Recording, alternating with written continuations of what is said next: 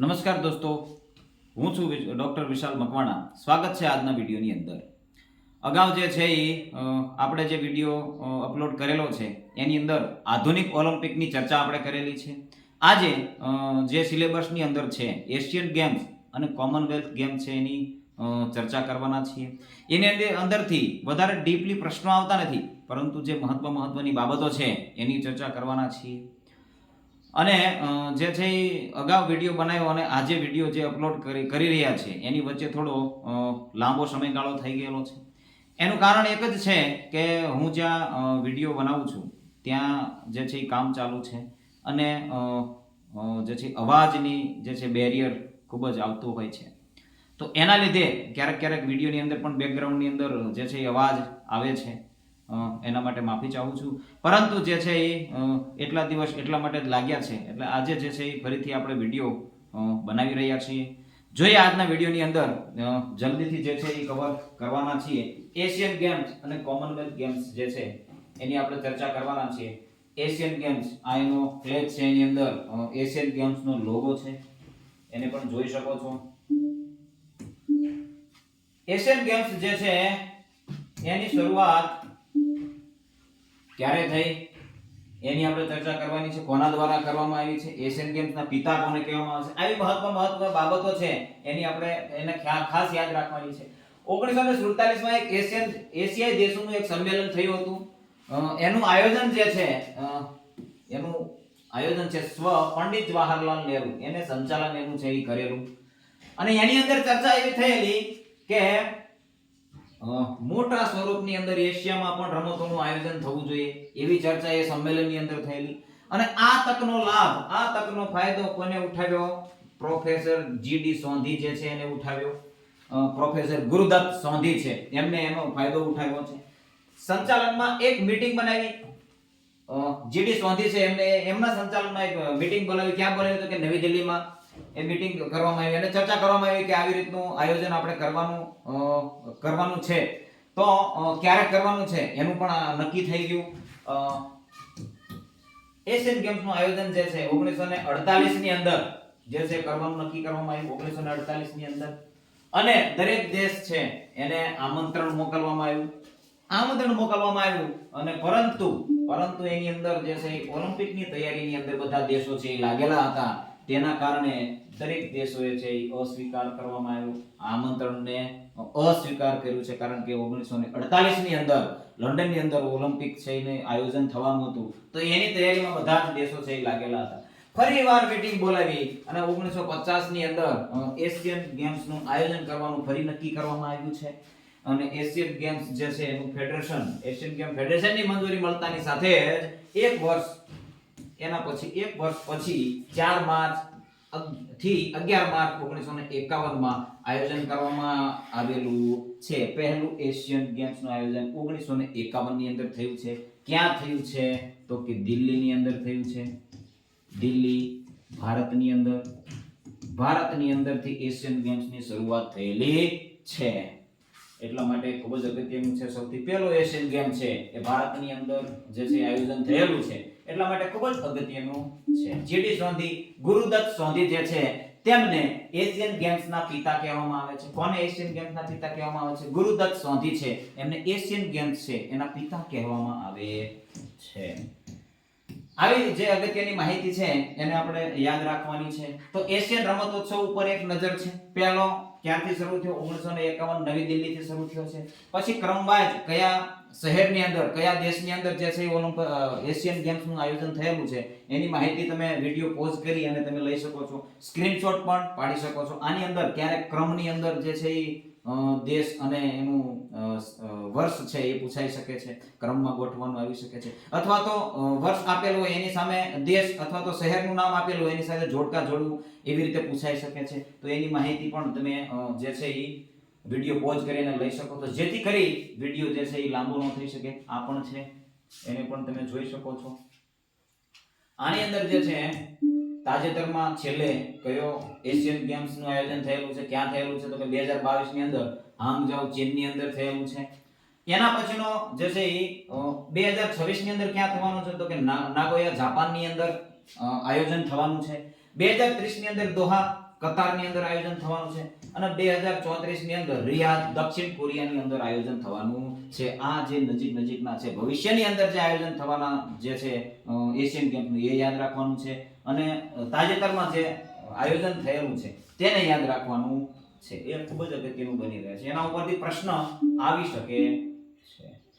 ત્યારબાદ જે છે કેટલીક મહત્વની બાબત છે. 1982 માં એશિયન ગેમ્સ ફેડરેશનનું નામ બદલવામાં આવ્યું. ક્યારે બદલવામાં આવ્યું? 1982 ની અંદર શું કરવામાં આવ્યું? Olympic council of Asia OCA કરવામાં આવ્યું. પહેલા શું હતું? Asian games federation. એવું પણ પૂછાઈ શકે છે કે OCA નું પહેલા નામ શું હતું? ઓલિમ્પિક કાઉન્સિલ ઓફ એશિયા નું પહેલાનું નામ શું હતું? એ ફેડરેશનનું નામ તો કે એશિયન ગેમ્સ ફેડરેશન. એનું નામ ક્યારે બદલવામાં આવ્યું? 1982 ની અંદર શું કરવામાં આવ્યું? OCA Olympic council of Asia કરવામાં આવ્યું.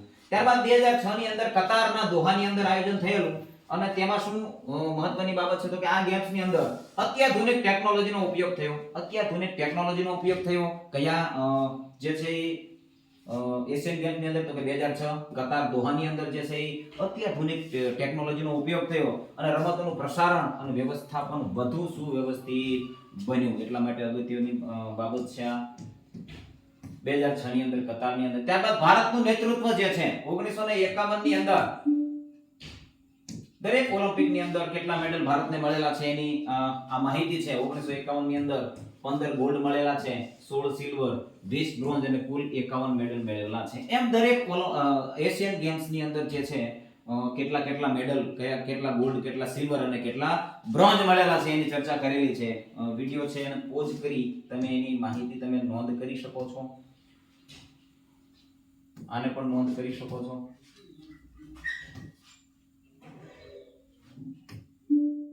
સૌથી વધારે મહત્વની બાબત આની અંદર એ છે 2022 ની અંદર જે છેલ્લે આયોજન થયું છે એની અંદર 28 ગોલ્ડ ભારતને મળેલા છે, 38 સિલ્વર મેડલ મળેલા છે, 41 બ્રોન્ઝ મેળવેલા છે અને કુલ 107 મેડલ ભારતે મેળવેલા છે.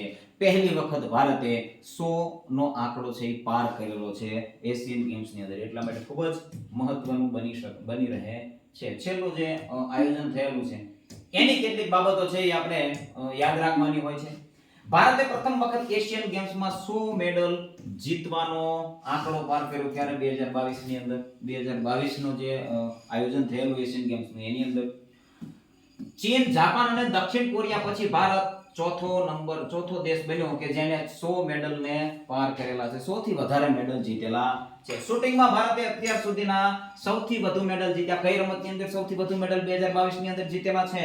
તો શૂટિંગની અંદર કુલ 22 મેડલ, જેમાં 7 ગોલ્ડ અને કુલ 22 મેડલ છે એ શૂટિંગની અંદર જીતેલા છે. એની અંદર 7 ગોલ્ડ મેડલ જીતેલા છે. તો એ ખૂબ જ અગત્યનું છે. સૌથી વધારે કઈ રમતની અંદર ભારતને મેડલ આવેલા છે? ગોલ્ડ મેડલ આવેલા છે અથવા મેડલ આવેલા છે. નીરજ ચોપડા છે તેમણે જેવેલિન થ્રો ની અંદર ગોલ્ડ મેડલ જીતેલો છે.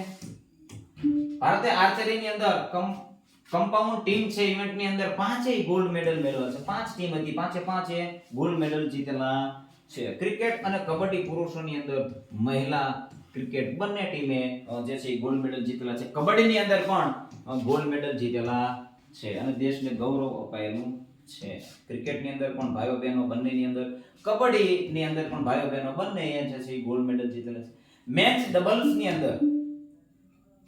મેચ ડબલ્સમાં ચિરાગ શેટ્ટી અને સાત્વિક સાઈરાજ રેન્કી રેડ્ડી જે છે એમને એ બેન જોડીએ ભારતને બેડમિન્ટનમાં પ્રથમ એશિયન ગેમ્સનો ગોલ્ડ મેડલ અપાવ્યો છે. પ્રથમ મેડલ અપાવેલો છે બેડમિન્ટનની અંદર. તો એ એટલા માટે અગત્યનું બની રહે છે. પુરુષોની હોકી ટીમે ભારતને ગોલ્ડ મેડલ જીતવ્યો છે. પુરુષની હોકી ટીમે પણ ભારતને ગોલ્ડ મેડલ જીતવેલો છે. ત્યારબાદ જે છે 2022 ની અંદર કયા મેડલ કોને જીતેલા છે એની માહિતી આની અંદર આપેલી છે. તો શૂટિંગની અંદર જે છે ગોલ્ડ મેડલ જે છે આ દરેક ઇવેન્ટ છે, દરેક નામ છે તમે વિડિયો પોઝ કરી અને જોઈ શકો છો જેથી કરી આપણે વિડિયો છે એ વધારે લાંબો ના થાય. એથ્લેટિક્સની અંદર કેટલાક મેડલ છે. અવિનાશ ચાબલે છે, પારુલ ચૌધરી છે, તેજિંદર પાલ સિંહ તૂર છે, અન્નુ રાની છે, નીરજ ચોપડા છે અને 4x400 મીટર રિલે છે એની અંદર જે છે ગોલ્ડ મેડલ મેળવેલ છે. આ બધા જે છે એ ગોલ્ડ મેડલ વિજેતા ખેલાડીઓ છે એમની યાદી છે. આર્ચરીની અંદર ઘણા બધા મેડલો મળેલા છે તો આ એની યાદી છે. ત્યારબાદ કબડ્ડીની અંદર પુરુષ મહિલાની ટીમે ગોલ્ડ મેડલ મેળવેલો છે. ક્રિકેટની અંદર બંને ગોલ્ડ, પુરુષની અને મહિલાની ટીમે ગોલ્ડ મેડલ. સ્ક્વોશની અંદર ગોલ્ડ મેડલ છે. હોકીની અંદર પુરુષની ટીમે ગોલ્ડ મેડલ જીતેલો છે. બેડમિન્ટનની અંદર એક ગોલ્ડ છે, જે મેન્સ ડબલ્સની ટીમ છે એને ગોલ્ડ મેડલ મેળવેલો છે. ટેનિસની અંદર ગોલ્ડ છે. અશ્વારોહણની અંદર, ડાઇવિંગની અંદર એક ગોલ્ડ છે. ત્યારબાદ હવે જે છે કોમનવેલ્થ ગેમ્સની ચર્ચા કરશું. કોમનવેલ્થ ગેમ્સની કેટલીક એવી મહત્વની બાબતો છે તેની આપણે ચર્ચા કરીશું. આ બંને જે ગેમ છે એની અંદર વધારે ડીપલી જે છે એ પ્રશ્નો પૂછવામાં આવતા નથી. મહત્વની કેટલીક બાબતો છે એની ખાસ ધ્યાન રાખવાની છે અને એમાંથી પ્રશ્નો આવતા હોય છે. કોમનવેલ્થ ગેમ છે એની અંદર જોઈએ તો આ રમત જે છે, રમત ઉત્સવ જે છે એ વિશ્વનો બીજો મોટો ઉત્સવ છે. બીજા નંબરનો મોટો રમત ઉત્સવ છે ગણવામાં આવે છે. આ રમતોત્સવમાં રાષ્ટ્રમંડલીય દેશો જે છે, બ્રિટિશ એમ્પાયર દેશો જે છે, બ્રિટિશના સામ્રાજ્યની અંદર જે એના ગુલામી દેશો હતા, જે છે એનું રાજ્ય, બ્રિટિશ સામ્રાજ્યનું રાજ્ય હતું, એની અંદર જેટલા દેશો આવે છે એની અંદર એની વચ્ચે આ છે સ્પર્ધાઓ યોજવામાં આવે છે. એનો વચ્ચે આ રમત ઉત્સવનું આયોજન કરવામાં આવે છે. આ રમત ઉત્સવની શરૂઆત 1930 માં બ્રિટિશ એમ્પાયર ગેમ્સ તરીકે થયું છે. આ નામ આપણા માટે ખૂબ જ અગત્યનું છે, કારણ કે કોમનવેલ્થ ગેમ્સ અત્યારે કહેવામાં આવે છે, પરંતુ પહેલા કયા નામથી ઓળખાતું હતું એવો પ્રશ્ન પૂછાય છે. બ્રિટિશ એમ્પાયર ગેમ્સ છે તરીકે આ છે એનું આયોજન કેનેડા હેમિલ્ટનની અંદર 1930 ની અંદર થયેલું હતું. બ્રિટિશ એમ્પાયર ગેમ્સ કહેવામાં આવતું હતું પહેલા. સમય જતાં આ ગેમ્સના નામ ઘણી વખત બદલ્યા છે. 1978 ની અંદર આનું નામ કોમનવેલ્થ ગેમ્સ કરવામાં આવ્યું. 1978 ની અંદર ક્યારે 1978 સુધી એને બ્રિટિશ એમ્પાયર ગેમ્સ કહેવામાં આવતું હતું. વચ્ચે પણ ઘણા નામ બદલ્યા, પણ છેલ્લે કોમનવેલ્થ ગેમ્સ ક્યારે નામ બદલવામાં આવ્યું 1978 ની અંદર. કોમનવેલ્થ ગેમ્સમાં 56 સભ્ય દેશો છે. કેટલા દેશો છે? 56 સભ્ય દેશો છે અને 56 સભ્ય દેશો આ રમત ઉત્સવની અંદર ભાગ લઈ શકે છે. એના ખેલાડીઓ છે એ ભાગ લઈ શકે છે. ત્યારબાદ જે છે કોમનવેલ્થ ગેમ્સ માં વિવિધ પ્રકારની રમતો છે. એની અંદર કઈ કઈ રમતો? એથ્લેટિક્સ છે, સ્વિમિંગ છે, shooting, boxing, badminton, table tennis, કુસ્તી અને હોકી જેવી રમતો ખૂબ જ લોકપ્રિય છે. આ રમત ઉત્સવ છે એની અંદર કોમનવેલ્થ ગેમ્સ ફેડરેશન દ્વારા એની રમતોનું આયોજન છે એ કરવામાં આવે છે. કોના દ્વારા આયોજન કરવામાં આવે છે રમતનું? કોમનવેલ્થ ગેમ ફેડરેશન દ્વારા કરવામાં આવે છે. યજમાન દેશ હોય છે એ અમુક રમતોના કાર્યક્રમમાં ઉમેરી શકે છે અને ઘટાડી પણ શકે છે. જે આયોજક દેશ હોય છે, આયોજન જે કોમનવેલ્થ ગેમ્સનું જે શહેરની અંદર થાય છે, જે દેશની અંદર થાય છે, એ કેટલીક રમતોને ઉમેરી પણ શકે છે અને કેટલીક રમતોને એમાંથી બાદ પણ કરી શકે છે. ઉદાહરણ તરીકે જોઈએ તો કે 2026 ની જે ગેમ્સ થવાની છે એ બજેટના કારણે ધ્યાનમાં રાખી અને કેટલીક રમતોને હટાવવામાં આવેલી છે. 2026 નો જે એશિયન ગેમ્સ થવાનો છે એની અંદર તાજેતરનું ઉદાહરણ છે. તો કોઈ પણ આયોજન દેશ છે એ રમતોને ઉમેરી પણ શકે છે અને રમતોને બાકાત પણ કરી શકે, બાદ પણ કરી શકે છે. રાષ્ટ્રમંડળ રમતોમાં ભારતે 1934 ની અંદર જે છે એ પહેલી વખત ભાગ લીધો. એટલા માટે પહેલી વખત ભાગ લીધો છે એટલે અગત્યનું બની રહે છે. આપણે પ્રથમ રાષ્ટ્રમંડળ રમતોમાં ભારતે એકમાત્ર કાંસ્ય પદક જીત્યો છે. કાંસ્ય પદક જીતેલો છે. 1938 ની અંદર રાષ્ટ્રમંડળ રમતોમાં ભારતે કોઈ ઉપલબ્ધિ હાંસલ કરી નથી, એટલે કે કોઈ પણ પ્રકારનો મેડલ એને મળેલો નથી. 1950 ના રમતોમાં ભારતે પ્રવેશ જ નહોતો કર્યો. 1950 માં ભારતે ભાગ જ ન લીધો.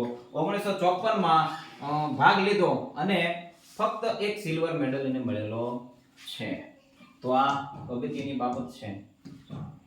ત્યારબાદ જે છે હવે જે આવે છે 1958 નું વર્ષ છે એ ભારત માટે ખૂબ જ અગત્યનું છે.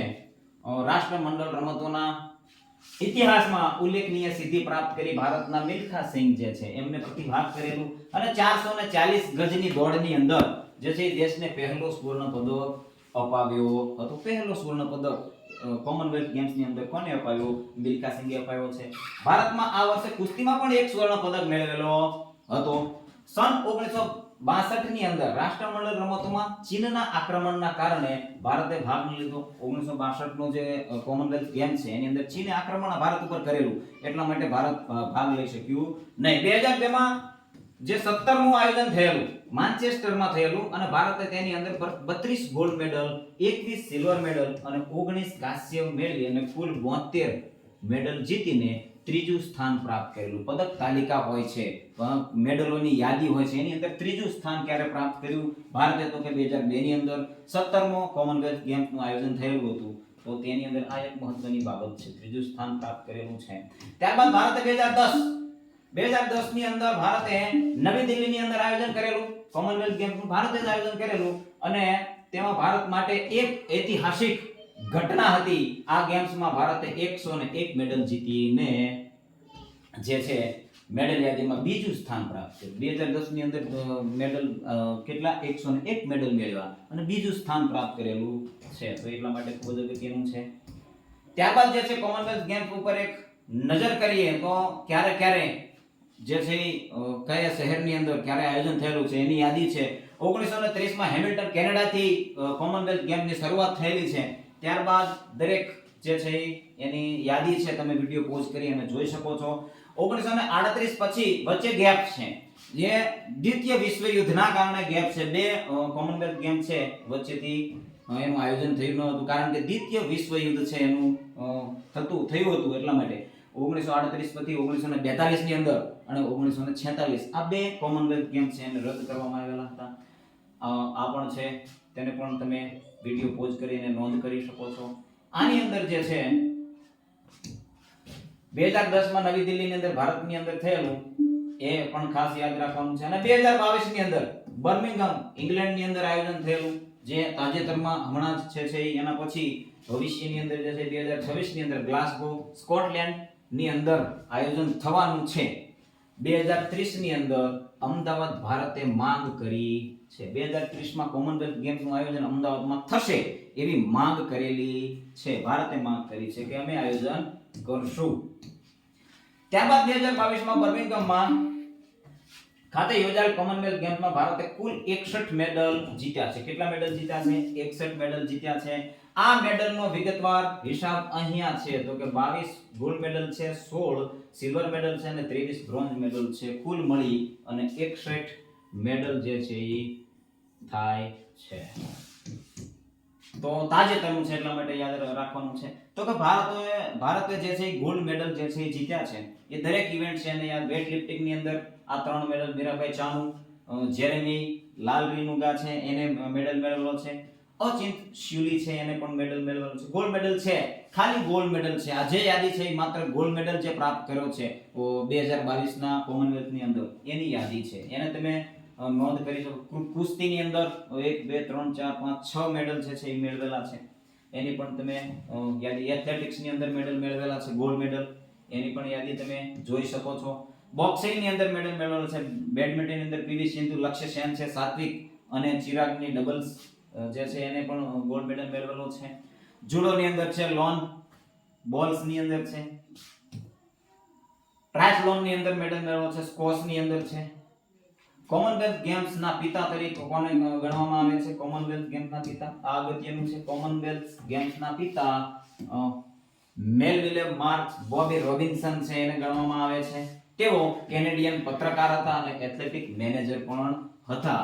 કેનેડાના વતની હતા, કેનેડાના હતા. તેમને કોમનવેલ્થ ગેમ્સના પિતા કહેવામાં આવે છે. મેલવિલે માર્ક્સ બોબી રોબિન્સન છે, એટલા માટે એશિયન કોમનવેલ્થ ગેમ્સના પિતા કહેવામાં આવે છે. એટલા માટે આપણા માટે અગત્યનું બની રહે છે.